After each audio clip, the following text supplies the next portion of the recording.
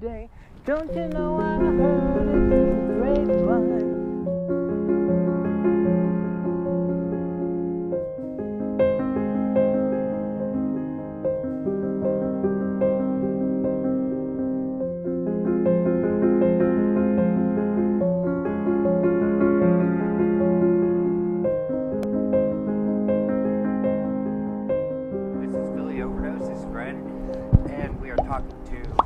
Jeff Friday, a.k.a. Philly, F-I-L-O-I.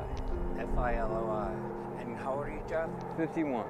Damn, you really do look a lot younger. Thank you. Where are you from? Can you give me a little background? I'm born in Pittsburgh, upstate New York. My dad worked for General Electric, so we traveled a lot. And then our family is from Philly originally. My dad was a Villanova graduate. And I went to the University of Pittsburgh, and that's where my first band, Green Friday, recorded an EP, which is on YouTube. Green Friday. One song is People. So you grew up in Pittsburgh? For 3 years. Like north of Pittsburgh or in the city? What the hell was it? McKees Rocks was. Yeah, because I'm from Elwood City, North, Newcastle area. So you went to college, bro? Yeah, What did you go to college for? I was a dual major. I was an economics and business major, and it was a tough program. I actually got my economics degree, but I never got my business degree. And so really, it's not worth it. You know, I could get some sales jobs when I got out, which I did. I sold life insurance, and that's interesting because I'm a licensed agent. Oh yeah. But I mean, how did you end up in the street then? I was married for 28 years, and my one daughter moved out, and it got really. She was like a me person, and when she moved out, the house got so quiet. And my younger daughter, my 17-year-old, is very quiet. My wife is very quiet, and for real, we always knew that it was probably going to be, we were going to just part ways eventually. But I made it a little sooner than anticipated, and she got really bitter about it. So you ended up doing drugs? You ended up starting using? That's when I met a girl down here, and I had been on, I had a problem with painkillers, but I was in treatment for them, and I hadn't done any painkillers in about 20 years. But I did start. So that's how it started, was painkillers? Yeah. For what? For an accident? I punched, after the Eagles lost to the Packers one day, I punched the wall. And normally you go through the sheetrock, you know? Yeah. You know, but, that's a little better. Normally you go through, but when you hit a stud, you can break your metatarsals. And I actually went through, it turned out to be a cinder block wall. I went through 2 cinder blocks. Wow. Yeah, and a steel beam, that thick. Until I hit finally a lead pipe, and that's what stopped me. No, yeah, I hit a stud, and I broke 2 bones in my hand. They gave me something called OxyContin. Wow. And at the time it was new, and they were really selling to the doctors as very safe. I asked for a refill on my Percocet, and he wouldn't give it to me, but he's like, I can give you a refill on the OxyContin. Because, you know, in his eyes it was safer. Sure. And someone told me that you could snort it, and from then it was a wrap. So you were doing Oxycontins, and then, and how long ago was that when you started? That was we probably did I was a functional addict for years because I'm a contractor, and you know, contractors have a lot of aches and pains, and so I really could get the prescriptions anytime I wanted, and it wasn't until I started getting sick that I realized I had a problem, and so that's when I got on methadone, and that did. I raised my kids on it. So you got methadone? Yeah, I was So you hadn't done any hard drugs or street drugs at this point? You had just started doing methadone because of... Yeah, methadone was basically to get me off the perks and the Vikes and the OxyContin and fentanyl patches, which were also pretty new at the time.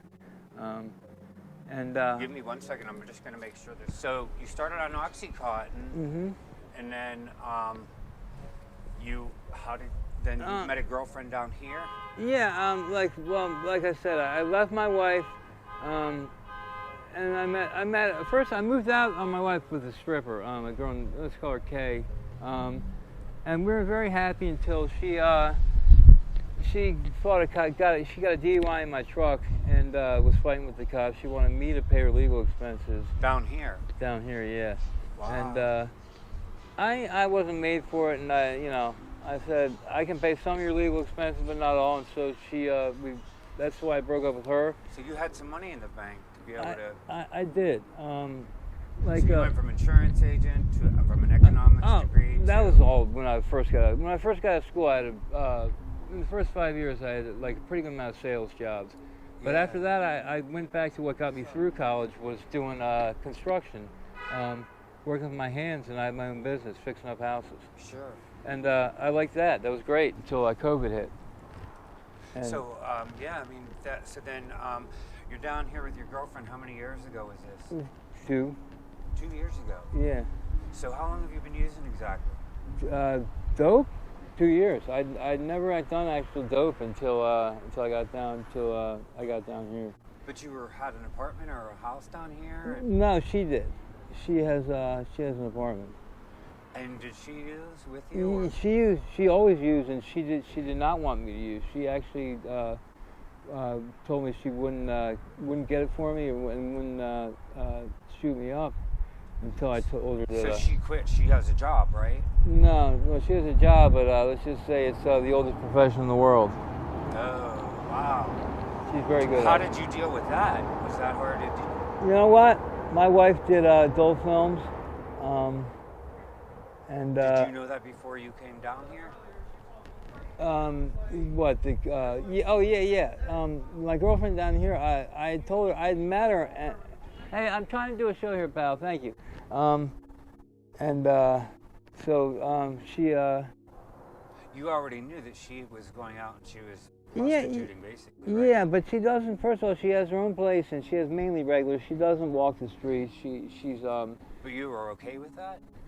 Yeah, I like freaks. Okay. And almost all the girls I date are nymphos, and they. That's what you like, right? So I mean, yeah. So I mean, okay, you've only been down here for 2 years. How did you end up breaking up with her? What happened?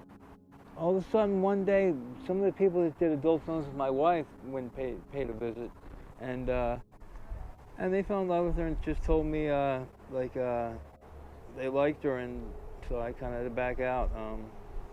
There's a lot of people, and how long ago was that? 6 months after I started dating her. And how long ago was that? Maybe a year and a half. So you've been on the street for a year and a half? I've been on the streets for 2 years. But like you said, the first, I had money. I had PUA money coming in. I still had my truck. I had a whole business full of tools and a lot of stuff. Do you still have that? I lost everything I had except for 5 guitars when I left my wife.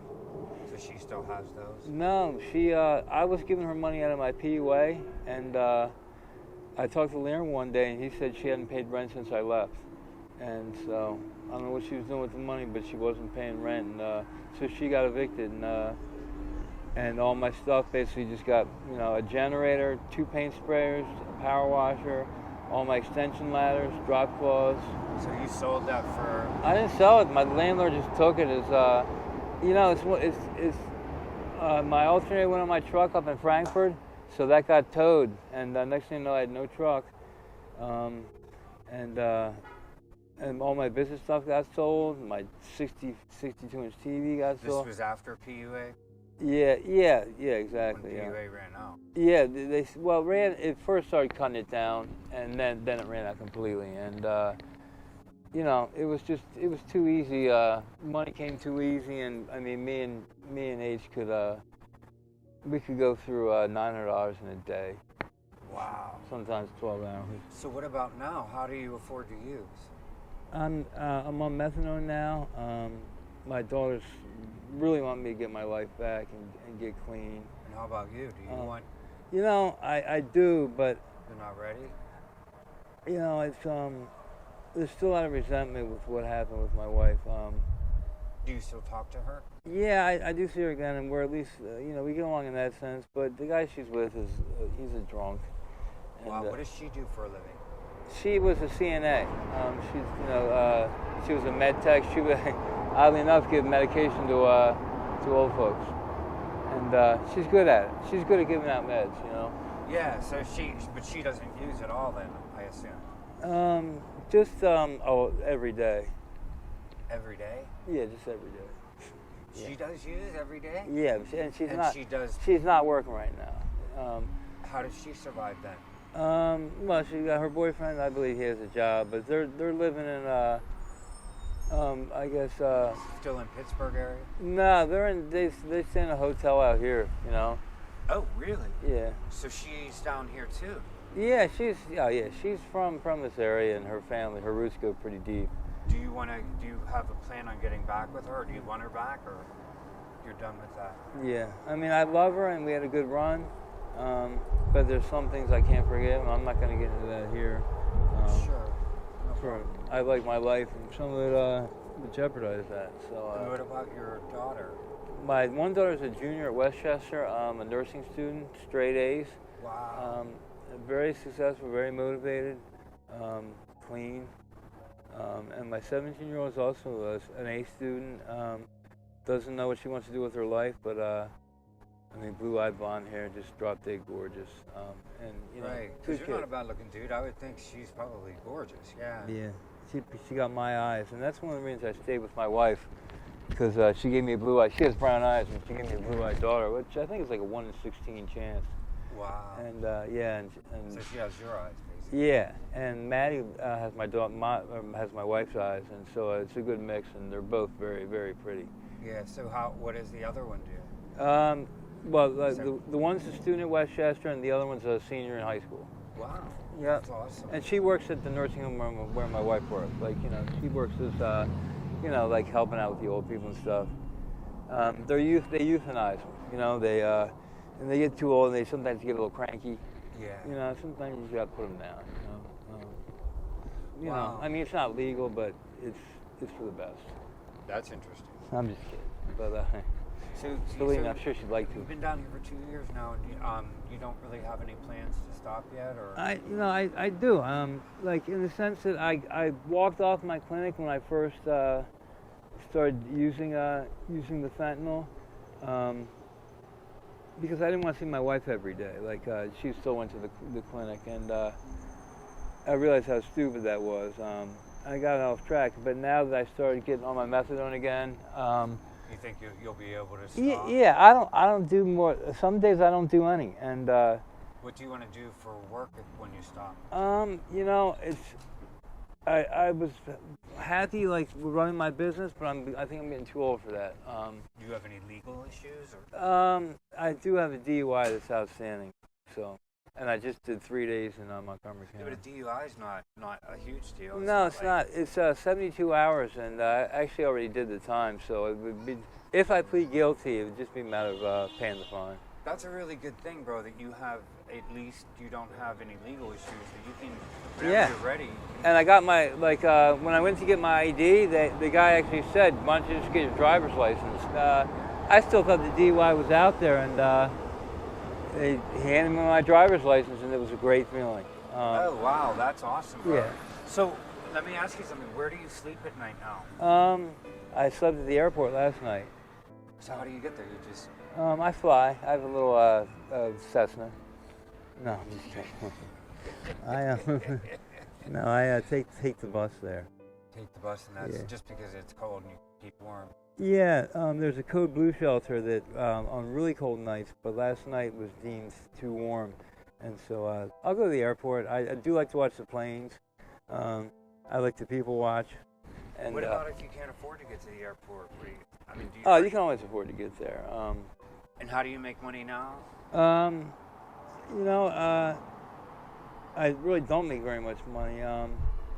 Basically, I count on the soup kitchens, and I pump gas at the Erie Torresdale Liberty, and you know, for older folks or fat people, heavier folks, and they'll tip you, you know. That's cool. That's nice. I don't need a lot to live. I don't have a bad habit. Like I like to smoke weed. I like to drink beer, and you know. If I do anything else, it's $5 worth, you know. But I don't have you know, some of the people out here I feel bad for. I was in jail with one of them, and he looked like he was gonna die. He said he felt like he was dying because he does eight bags in one shot. Wow. And for real, like I can't imagine what he was going through, but he was pooping himself and peeing himself. Wow. Yeah, and you know, I don't know how much more incentive you need to get clean and to see something like that, and it really did reinforce that I'm on the right track. And you know, for my kids, I'm going to do it. You know, they're worth it. Do they have a place down here where you guys can shower, or? Yeah, golden showers. What is it?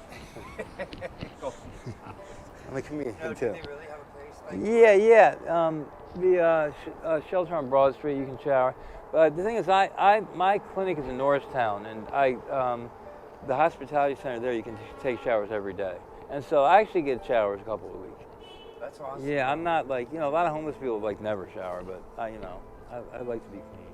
But how can you deal with that? Yeah, that would be hard. It would be. And So, listen, bro. Whenever you're ready, you know, to get help, I don't have my card with me. I should have brought it, but at least, you know, I can do what I can to help you out. were you recovered yourself? Yeah. Okay, so you were shot heroin. Yeah. No. I was alcohol. Okay, well, but still, yeah.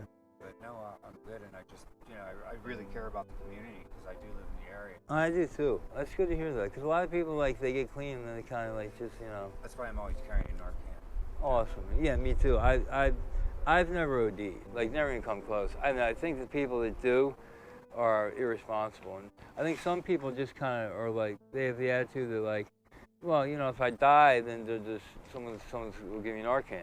You know, it's almost like I wish it wasn't that easy. You know, like I think more people would be more responsible. Exactly. You know, and you know, I call them amateurs, even though a lot of them aren't amateurs. But if you OD'd like more than once or twice, like some people I know have OD'd 20 times. It's like, Right. you know, it makes me wonder about.